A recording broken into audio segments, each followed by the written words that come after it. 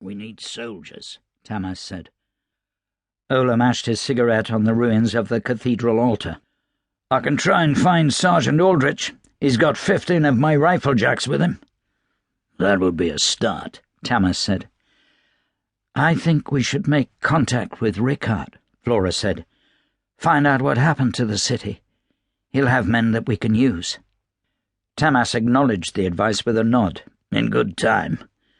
Pit. I should have brought the whole powder cabal with me. I want more men before we go to Rickard. I don't know if he's turned on us." Tamas had left Taniel's unconscious body in Rickard's care. If someone had harmed his boy, Tamas would... He swallowed bile and tried to gain control of his pounding heart. "Sabon's trainees?" Olam asked. Before Sabon's death, he'd been tasked with setting up a school for powder mages just north of the city.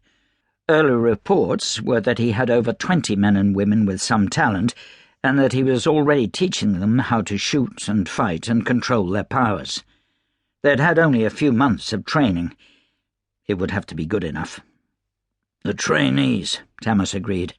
"At the very least we can get Telavir before we go to Rickard." They headed across the Ad River in the cool dawn as the streets began to fill with people. Tamas noted that Brudanian patrols, while they were frequent and the street guards plentiful, seemed to leave the citizens unmolested. No one questioned him or his companions as they passed through the old city's western gates, or as they left the city once again to reach the suburban Northland. Tamas saw Brudanian ships in the harbour along the river and their tall masts out in the bay to the south. The mountain-crossing canal that Rickard's Union had been building must have been a success, he noted wryly. It was the only way ocean-going vessels of that size could reach the Adsea. Tamas lost track of the number of destroyed churches and monasteries. It seemed as if every other city block had a pile of rubble where a church had once been. He couldn't help but wonder what had happened to the priests and priestesses that staffed them, and why they, in particular, had been targeted by the Brudanian privileged. It was something he'd have to ask Rickard. Their journey took them an hour north of the city by foot, where the school stood on the bank of the Ad River.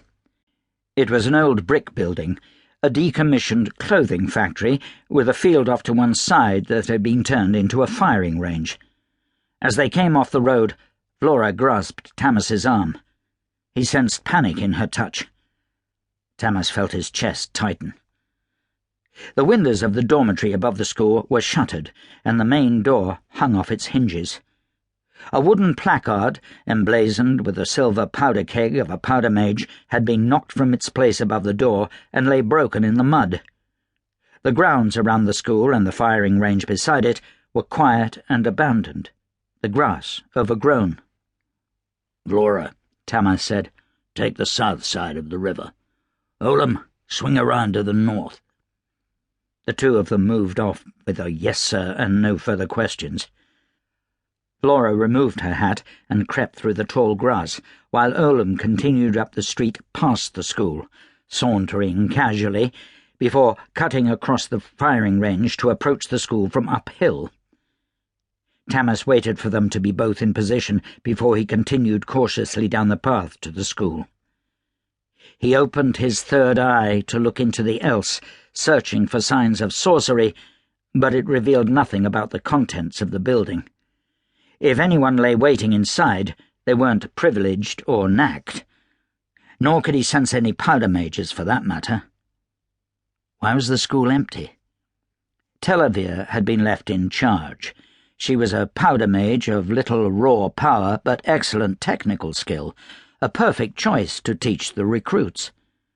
Could she have taken them into hiding when the Brudanians arrived? Had they been attacked? Tamas drew his pistols as they neared the school, pausing only to sprinkle black powder on his tongue. A powder trance gripped his body, his eyesight, hearing, and smell sharpening, and the pain of the ride ebbing away behind a curtain of strength.